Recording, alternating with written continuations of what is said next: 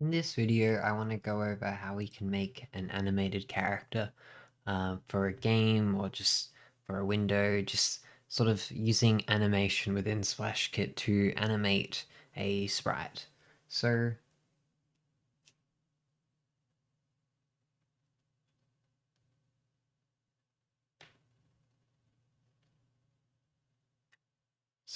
animations in SplashKit are composed of a number of images that are shown in a sequence that creates this sort of animation. We can think of it as kind of sort of a flipbook type animation where on each page we draw a different frame, and then when we look at the flipbook in whole, we see an animation that occurs.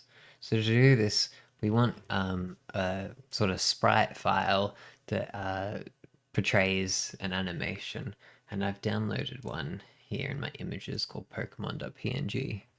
So in this image we have 4 rows, each corresponding to a particular action. So here, this row sort of describes the first row, describes the player walking down towards the bottom of the screen. The second row has the player walking left. The third row, the player walking right. And the fourth row has the player walking up. So each sort of square here is considered a cell, and the cells start with an index of 0. So this first cell here is considered cell 0, and then 1, 2, 3, and then we move to the next row 4, 5, 6, 7, 8, 9, 10, 11, 12, 13, 14, 15. We can also describe these as frames with first frame, second frame, third frame, fourth frame, and we can connect frames and cells together and describe how we want, how long we want to stay on a particular cell.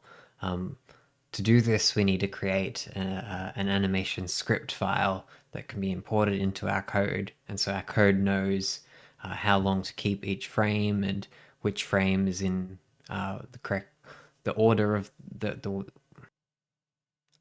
the order that we want the frames presented. So in our animations folder, we can create a new file, and we'll just call this walking script. And this is just going to be a text file. Now, in our walking script, we want to describe how the code should sort of read each cell and how it should create sort of the animation, because we want sort of each row to be defined as its own thing that we can refer to within an identifier. So if we go to our walking script and we show what we have in terms of the image. So there's a couple ways we can define how our animations are written into this script. The first way we'll go through now sort of follows this sort of logic, where we start with this F colon, which represents the frame, and then we type our identifier. So we'll say identifier is 0 and cell number is 0, the duration, make it a short amount of time, and then the next frame that we want it to move on to. So the next frame we want it to move on to is this frame. So we'll say 1, and then we can continue like this. So we say F1, 1, 12, and then 2. And then we can continue 2, 2, 12, 3, and then 3, 3, 12. And then we want it to go back to 0 and say 0. So that's one way, but it's kind of more work, and there's a sort of a simpler method that we can do for this task, and that is using set notation. So instead of sort of writing all of that out individually, we can use set notation and say the identifier and cell number is 0 to 3. So it's inclusive of 0 to 3, and then 0 to 3, sorry, 0 to 3 is a cell number again, and the duration, I'll say 12, and then the next frame, we want it to go back to 0. And then we can do the same for the next line, and we say So for this line, we say 4, 5, 6, 7, 4 to 7, 4 to 7, oops, sorry, 12 and 4. And the next line is 8 to 11. And go 12. And then we want it to restart at 8, so we'll go 8, 9, 10, 11. And then we go back to 8. And then for the last row, so 12 to 15.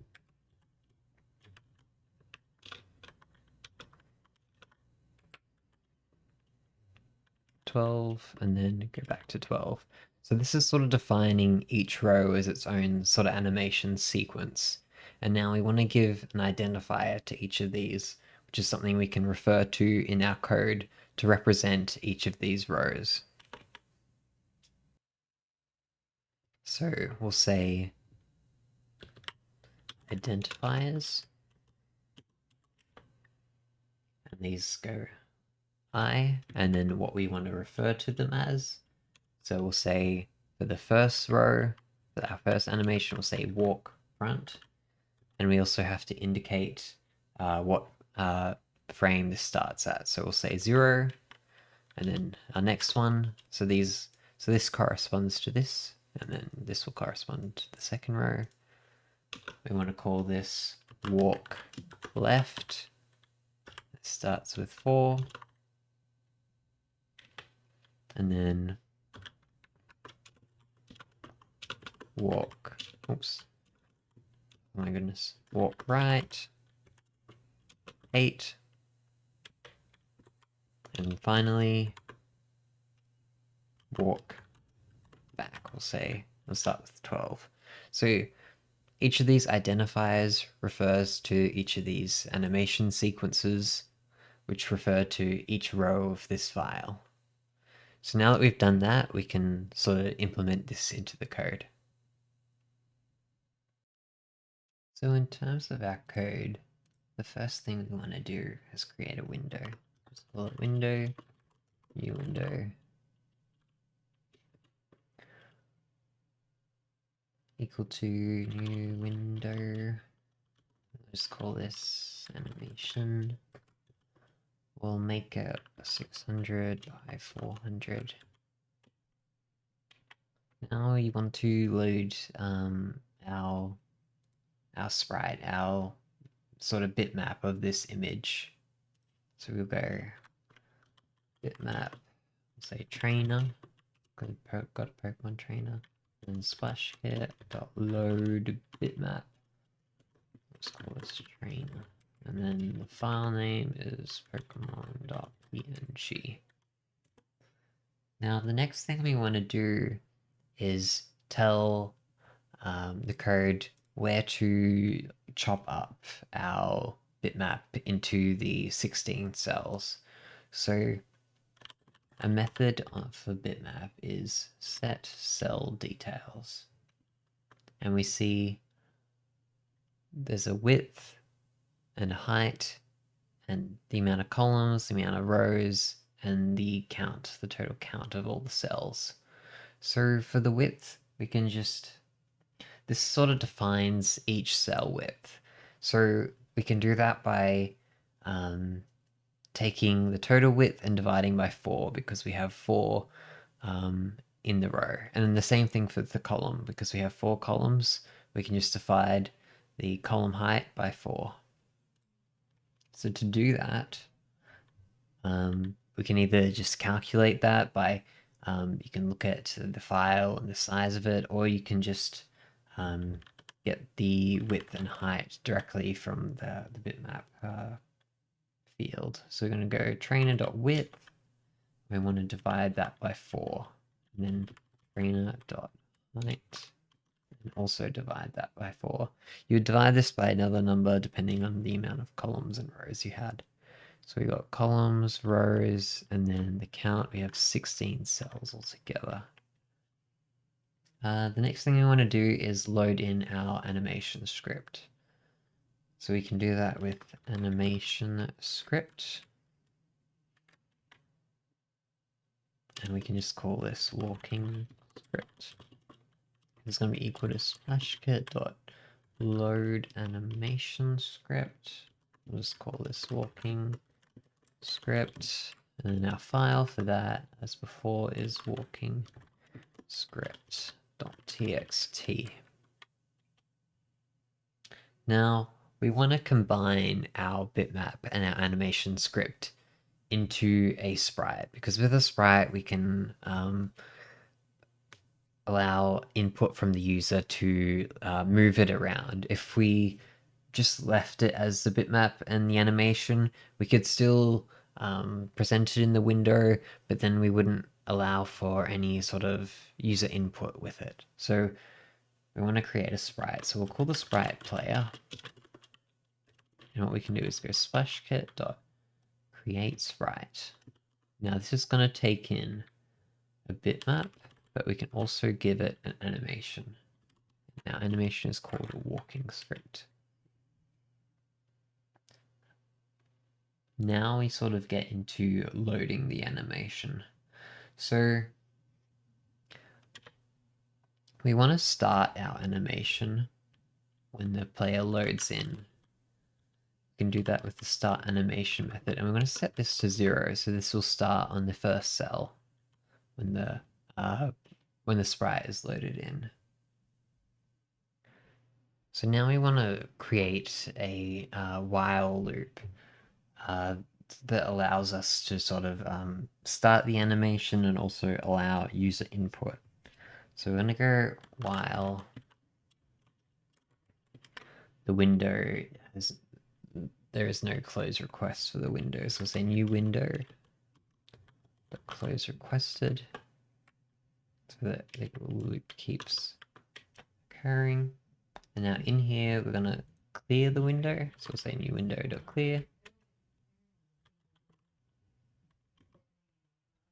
And we'll just say color white. Now we want to draw the player, draw the sprite for the named player. So we can go player.draw as a method, and we can set a position to draw it. So let's just say put it at 50 and 50. We also want to refresh the window now. New window.refresh. I'll just say 60. Another method we want to do is on the player sprite is update animation, which will ensure that the animation will update dependent on what key is pressed by the user. And then we also want to process the user events with SplashKit process events. Okay, now we want to start an if statement to present different animations depending on the key pressed. So I'm going to say if SplashKit.key types is the up key. Now if it's the up key, we want the walk back animation to start. So go player.start animation walk back. And now we're going to do the same thing for each of the movements. So I'll make this an else if, we'll say down key. Well, now we want this to be walk front. Else if again. Left key. Walk left. And then I'm just going to copy this last one across. For the right key. So the player will walk right. Now that we've added functionality for starting the animation dependent on what key is typed, we also want to add functionality to move the sprite dependent on what key is typed. But we don't want to combine this with what we already have, because if we combine having the movement with the starting of the animation, then we end up having to press the key lots of times to move across the page. Also, if we changed it to key down, then and also had animation starting and movement handling, then anytime we would press right or left, it would restart the animation every time. So we want to separate these into two different if statements with the key down and key type distinction. So this is quite similar to what I did before, so I'll probably copy most of it across, but we'll start with this constant that we'll call speed, which will determine how far to move the player. And then I'm just going to copy this across and go through it. So similar to the above, we've got if SplashKit.key down this time, and then up, down, left, and right. We're going to change the player Y value. So in this case, key down, we're going to take away, and key down, add to the Y value, just so the player moves across. So now that we have all this, should be able to run the code and see what happens when we do.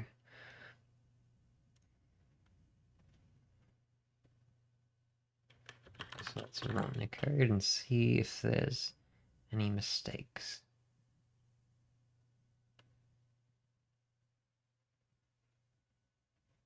Okay, so it looks like our whole bitmap file is... Okay, that's interesting. We have the whole thing there.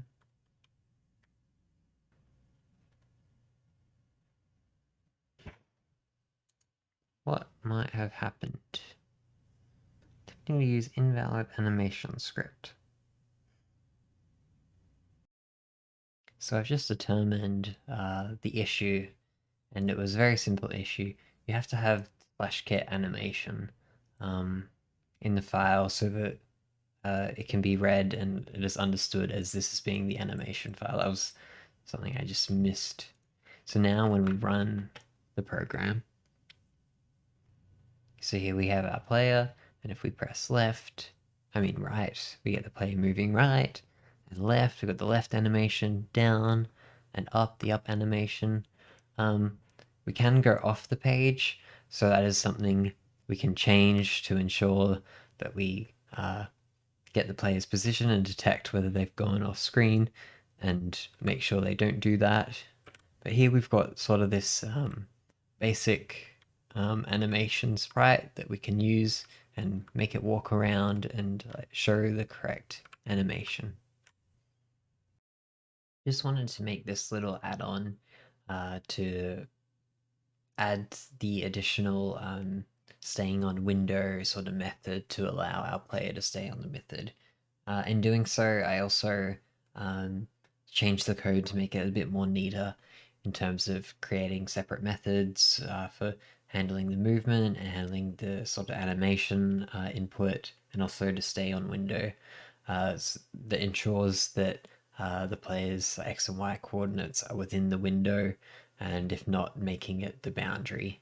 Something else I also noticed while doing this is previously in the draw parameter, I put in two values that I put in as like a starting where the player would start, but those were actually offset values. If we type it in, yeah, X offset and Y offset. So that isn't what I thought it did, and in doing so, I realized that that wasn't what I thought it was. So if we want to set the starting position of the player, we can just go player.x equals 50 and player.y equals 50, because the offset is doing something different. It's offsetting the X and Y coordinates for the player. So now if we run the code, we have our player.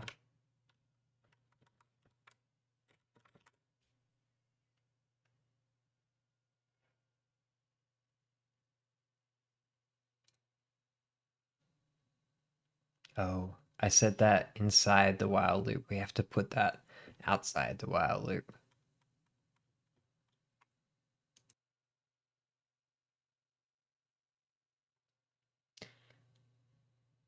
So we can set the player's X and Y values as being equal to 50 and 50, and then run the code. So now we're starting at 50 and 50, and the player stays within the window.